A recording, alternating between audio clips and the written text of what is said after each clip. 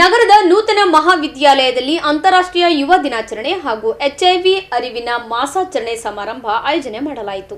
ಜಿಲ್ಲಾಡಳಿತ, ಜಿಲ್ಲಾ ಪಂಚಾಯತ್, ಜಿಲ್ಲಾ ಕಾನೂನು ಸೇವೆಗಳ ಪ್ರಾಧಿಕಾರ, ಜಿಲ್ಲಾ ಆರೋಗ್ಯ ಮತ್ತು ಕುಟುಂಬ ಕಲ್ಯಾಣ ಇಲಾಖೆ ಸೇರಿದಂತೆ ವಿವಿಧ ಇಲಾಖೆಗಳ ಸಹಯೋಗದಲ್ಲಿ ನಗರದ ನೂತನ ಮಹಾವಿದ್ಯಾಲಯದಲ್ಲಿ ಆಯೋಜನೆ ಮಾಡಲಾಗಿದ್ದ ಸಮಾರಂಭವನ್ನು ಗೌರವಾನ್ವಿತ ಹಿರಿಯ ಸಿವಿಲ್ ನ್ಯಾಯಾಧೀಶರು ಹಾಗೂ ಜಿಲ್ಲಾ ಕಾನೂನು ಸೇವೆಗಳ ಪ್ರಾಧಿಕಾರದ ಕಾರ್ಯದರ್ಶಿಗಳಾದ ಶ್ರೀನಿವಾಸ್ ನವಲಿ ಅವರು ಸಸಿಗೆ ನೀರುಣಿಸುವ ಮೂಲಕ ಉದ್ಘಾಟಿಸಿ ಮಾತನಾಡಿ, ಯುವ ಸಮುದಾಯ ದುಶ್ಚಟಗಳಿಗೆ ಬಲಿಯಾಗದೆ ಉತ್ತಮ ಭವಿಷ್ಯ ರೂಪಿಸಿಕೊಳ್ಳುವ ಕುರಿತು ಸಲಹೆ ನೀಡಿದರು.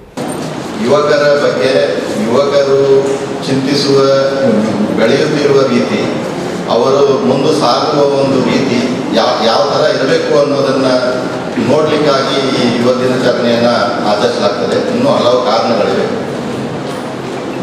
ಒಂದು ಘಟನೆ ಹೇಳ್ತೇನೆ. ಈ ಜಗತ್ತಿನಲ್ಲಿ ಅತಿ ದೊಡ್ಡ ದೊಡ್ಡ ವಾಣಿಜ್ಯ ಸಂಸ್ಥೆಗಳು, ಈ ಫೇಸ್ಬುಕ್ಕು, ಮೆಟ್ರೋ, ಅಮೆಜಾನ್ ಇಂಥದ್ದೆಲ್ಲ ದೇಶದಲ್ಲಿ ದೊಡ್ಡ ದೊಡ್ಡ ಪ್ರತಿಷ್ಠಿತ ವಾಣಿಜ್ಯ ಸಂಸ್ಥೆಗಳೆಲ್ಲ ಸೇರಿ ಸ್ವಿಟ್ಜರ್ಲೆಂಡಿನ ದಾವೋಸ್ ಎಂಬ ಸುಂದರ ನಗರದಲ್ಲಿ ಅವರು ಪ್ರತಿ ವರ್ಷ 2 ವರ್ಷಕ್ಕೊಮ್ಮೆ ಸಭೆ ಸೇರ್ತಾರೆ. ಸಭೆ ಸೇರಿ ಮುಂದಿನ ದಿನಗಳಲ್ಲಿ ನಾವು ಹೇಗೆ ವ್ಯಾಪಾರವನ್ನು ಹೆಚ್ಚಿಸಬೇಕು, ನಮ್ಮ ಕ್ಷೇತ್ರವನ್ನು ಹೇಗೆ ಡೆವಲಪ್ ಮಾಡಬೇಕು, ಈ ರೀತಿಯಾದಂತಹ ವಿಷಯಗಳನ್ನು ಚರ್ಚಿಸಲು ಅಲ್ಲಿ ವಾಣಿಜ್ಯದ ಇವರು ಮುಖಂಡರು ಸೇರ್ತಾರೆ. ಆ ಕಂಪನಿಯ ಮುಖ್ಯಸ್ಥರು, ಸಿಇಒಗಳು, ಅದರ ಸಂಸ್ಥಾಪಕರು ಇವರೆಲ್ಲ ಸೇರ್ತಾರೆ ದಾವೋಸ್ ನಗರದ. ಅಲ್ಲಿ ಪ್ರತಿ ವರ್ಷ ಅಲ್ಲೇ ಆಗೋದು. ಅವರು ಈ ಸಲ ಏನು ಮಾಡಿದ್ರು ಅಂದರೆ, ನಾವು ಸಭೆಗೆ ಹೋಗೋ ಮುನ್ನ ಈ ಜಗತ್ತಿಗೆ ಕಾಡುವಂತಹ ಅತಿ ದೊಡ್ಡ ಕಂಟಕಗಳು ಯಾವುವು ಅಂತ ಒಂದು ಸ್ಟಡಿ ಮಾಡಿಸಿ, ಅಂದರೆ ಅಧ್ಯಯನ ಮಾಡಿಸಿ ಅವುಗಳ ಬಗ್ಗೆ ಒಂದು ಪ್ರಸ್ತಾಪ ಮಾಡಿ ಆ ಸಭೆಯಲ್ಲಿ ಅಂತ ಒಂದು ನಿರ್ಣಯನ ತಗೋತಾರೆ. ಆ ಸಭೆ ಪ್ರಾರಂಭವಾಗುವ ಮುಂದೆ ಅದು ಸರ್ವೆ ನಡೆಯುತ್ತೆ. ಅಂದರೆ ಇಡೀ ಭೂಮಿಗೆ, ವಿಶ್ವಕ್ಕೆ ಒದಗುವ ಮಹಾನ್ ಸಂಕಟಗಳು ಯಾವ್ಯಾವು, ಅದ್ರ ಬಗ್ಗೆ ಅವರು ವಿಚಾರ ಮಾಡೋಕ್ಕೆ ಒಂದು ತಜ್ಞರ ಸಮಿತಿ ನಡೆಸ್ತಾರೆ. ಅವರು ಒಂದು ವರದಿ ಕೊಡ್ತಾರೆ.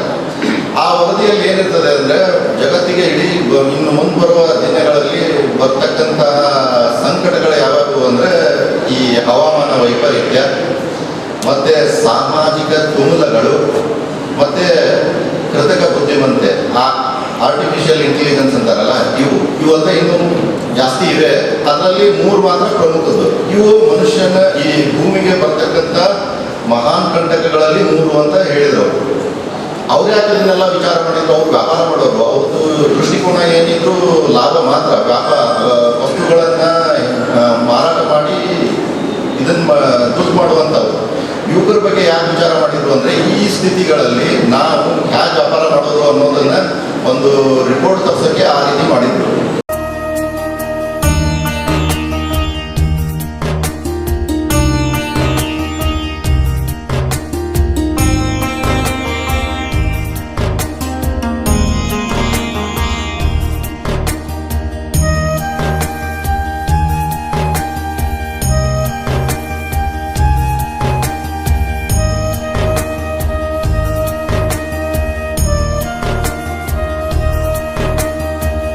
ಸಮಾರಂಭದ ಅಧ್ಯಕ್ಷತೆಯನ್ನು ನೂತನ ವಿದ್ಯಾಲಯ ಸಂಸ್ಥೆಯ ಹನುಮಂತರಾವ್ ಕಣಿಹಾಳ್ ಅವರು ವಹಿಸಿಕೊಂಡಿದ್ದರು. ಜಿಲ್ಲಾ ಏಡ್ಸ್ ನಿಯಂತ್ರಣ ಘಟಕದ ಮೇಲ್ವಿಚಾರಕರಾದ ಮಲ್ಲಿಕಾರ್ಜುನ್ ಬಿರಾದರ್, ಏಡ್ಸ್ ನಿಯಂತ್ರಣ ಅಧಿಕಾರಿ ಡಾಕ್ಟರ್ ಚಂದ್ರಕಾಂತ್ ನರಬೋಳಿ, ಸಂತೋಷ್ ಕುಡಳ್ಳಿ, ಗುಂಡಪ್ಪ ದೊಡ್ಮನಿ, ಅರ್ಚನಾ, ವಿಠಲ್, ನಾಗೇಂದ್ರಪ್ಪ, ದಿನೇಶ್ ಸೇರಿದಂತೆ ಇತರರು ಕಾರ್ಯಕ್ರಮದಲ್ಲಿ ಭಾಗವಹಿಸಿದ್ದರು.